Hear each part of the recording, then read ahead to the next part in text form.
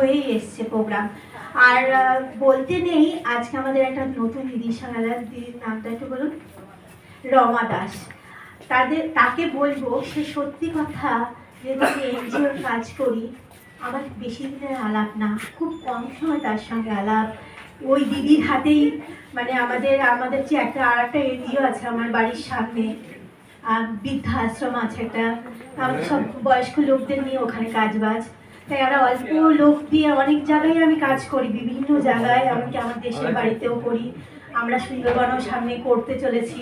কিন্তু দিদি যে আমাকে এই মুহূর্তে যে এত বড় আশীর্বাদ করবে আমি ভাবতে পারিনি। আমাদের পথ চলার জায়গাটা অনেকটাই সে আমাদের পূর্ণ করলো। আমরা সত্যি কথা বলতে, আমরা আমাদের দেশের বাড়িতে বা সুন্দরবন এরকম জেলায় যাই, যেহেতু এখন পুজো এসছে, তাই পুজোর সময় আমরা কিছু জামা কাপড়, তাদের ওষুধপত্র এগুলো দান করি। সেই দিদিকে আমরা মঞ্চে তুলে নিই, সে একটা আর্থিক আমাকে দিয়ে সাহায্য করেছে যে তাদের হাতে যেন আমি জামা কাপড় পৌঁছে দিতে পারি। সেই আশীর্বাদটা আমাকে করেছে, যাতে এরকমভাবে পাশে থেকো দিদি, তোমাদের এরকম আমরা পাশে সাপোর্ট চাই। আসল কথা কী বলতো, আমরা তো একা যদি করি অল্প সামান্য করতে পারবো, আমরা কিন্তু আগাতে পারবো না। যখন তোমরা যদি এক হয়ে যদি হাত মেলাবে, তখন একটা হাত কিন্তু অনেক বড়, সেই হাতটা আমরা সবার হাতে তুলে দিতে পারবো। আমরা কিন্তু সত্যি কথা বলতে, আমার বড় যে এই জায়গাগুলো পাই না, আমার বর আশিদা এরকম অনেক লোকের আমার কাছে সাহায্য করে, আমরা তাদের হাত ধরি। আছে মনীষও আছে ওখানে, এরকম আমরা কিন্তু মনীষ বলো, আশিদা বলো, আমরা কিন্তু একটা মেয়ে খুব কম থাকে একটা মেয়ের পাশে, কিন্তু একটা ছেলে কিন্তু সাপোর্ট দেয়। হ্যাঁ, দেখবেন। আর আজকে যে দিদিরা আমার সাহায্যে, এই দিদির হাত ধরে এই দিদিকে পাওয়া, আর ওই দিদি আমার বাড়ির সামনে প্রোগ্রাম থেকেই আলাপ, এই যে ছোট্ট মিলবন্ধনের যে সেতুটা গড়ে ওঠে, এর থেকে বড় পাওয়া আর কিছু নেই। আজকে দিদির হাতে আমার উত্তরীয় আর সম্মান তিনজনই চলে আসবে।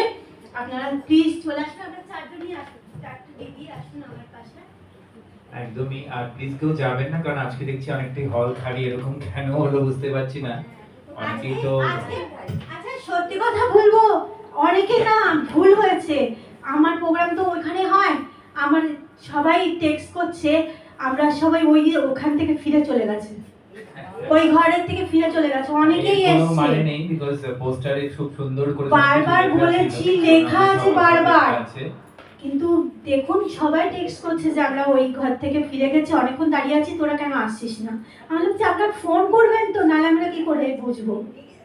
হ্যাঁ, আমাদের একজন খুব কাছের মানুষ শোভন চক্রবর্তী, ওয়েস্ট বেঙ্গল রেসলিং অ্যাসোসিয়েশনের সেক্রেটারি, তিনি আজকে আমাদের আরেকজন গেস্ট অফ অনার ছিলেন, তিনি ওখান থেকে ফিরে গেছেন। এরা যেহেতু আমাদের হাত ধরেছে, এর থেকে বড় পাওয়া আর কিছুই নেই।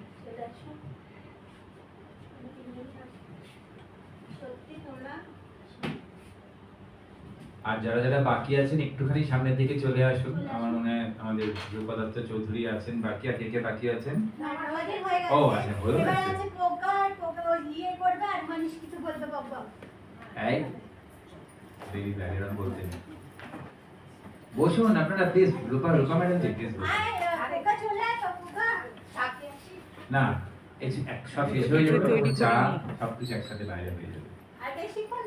হ্যাঁ একদমই, তুমি কিছু কবিতা বল। আর কালকে কিন্তু সঙ্গীতা কালচারাল গ্রুপেরই প্রোগ্রাম আছে পরাল হোটেলে, সবাই আসবেন আপনারা। আর আজকে যারা যারা এসেছেন আরেকবার ধন্যবাদ। আমার মনে হয় সেকেন্ড রাউন্ড করে সবাই টাইম পেতেই পারে, 8টার মধ্যে আমরা শেষ করতেই পারি। আমরা যারা যারা আপনারা আছেন ছোট ছোট করে 2 মিনিটের মধ্যে কিছু বলতে পারেন। আপনারা খারাপ ভাবেন, হিংসা করুক হোক, যাই হোক, যখন দেখছে আমি একটুখানি দাঁড়াচ্ছি বা একটু আগাচ্ছি, সবাই কিন্তু একটা অন্য টাইপের নিল, যেটা আমার বলা উচিত না। একমাত্র আশিস দা আর মানিশ, আমি মেমেন্টো আনতে যাব, মানিশ কিন্তু হাজির। এই আমি আশিস দাও, এই আমি এটা পাচ্ছি না, গন্ডগোল ঝগড়াঝাটি সবার সঙ্গে, এই দুজনের সঙ্গে প্রত্যেকদিন হয়, কিন্তু যখনই আমি ডাকছি, যে এই মুহূর্ত ডাকছি যে এটা আনতে যাবো, এটা করতে যাবো, সঙ্গে কিন্তু ওদের পাই, বা এর থেকে বড় পাওয়া আর কিছু না। তারপর ওই দিদি, সত্যি কথা, এই দিদিকে আমি সব সময় বললেই বলবে আমি আছি, আমি থাকবো, তোর প্রোগ্রামে আছি। আর সুজিত দাও আছে, সুজিতদাও সত্যি কথা, যখন আমি প্রোগ্রাম করবো সুজিতদা, আমি কিন্তু সেরকম লোকজন চিনি না, জানি না, সুজিতদার সাথে আছে তো সঙ্গে সঙ্গে বলে দেবে হ্যাঁ আমি তোর পাশে আছি। এই যে পাশে থাকা, এর থেকে বড় পাওয়া আর কিছু নেই। কেন আমি তো সব শুরুয়াত করছি, আপনারা সঙ্গ দিচ্ছেন আর আমার মা বাবার ইচ্ছেটাকে আমি পূর্ণ করছি। আমি কিন্তু চলার পথে আপনাদেরও সঙ্গী করেছি, এরকমভাবেই পাশে থেকে থাকবেন। আশা করি পরেও আমার সঙ্গে এরকমভাবেই মিশে থাকবেন। আর একজনকে ডাকবো। মা বাবাকে হারিয়েছি, বাবাকে হারিয়েছি 15 বছর, মাকে হারিয়েছি 9 বছর। তাই মা বাবাকে হারানোর পরে যখন মা দরজার সামনে এসে বলতো বাবা বাবা বলতো যে একটা গান কর বা কবিতা বল, আমি শুনবো, তখন ভাবতাম সময় নেই মা, এখন টাইম নেই, পরে বলবো, মা থাক না পরে শোনাবো। এখন সেই স্মৃতিগুলো এমনভাবে কাঁদায় যেই কাঁদনা কাউকে মানে প্রকাশ করার নেই, যেটা কাউকে বলা যায় না। তাই আমার লেখা মায়ের আঁচল। মাগো তুমি কোথায় আছো বলতে পারো? কোথায় তোমায় পাবো আছি? তোমার গন্ধ যে সারা জায়গা ঘোরে মা, তোমায় কোথায় পাই বলো তো? আজও খুঁজে যাই মায়ের আঁচলখানা, সে গন্ধ মাখা আঁচল কোথায় খুঁজি আজও বলতে পারো মা? তোমার আঁচল দিক বিরান্তে ঘুরে যায় দিগন্ত থেকে দিগন্তে, গলি গলি এ পাড়া ও পাড়া সবখানেতে খুঁজি, কোথায় তুমি আজও খুঁজি, কোথায় তোমার গন্ধ মাখা আঁচলখানা পাই।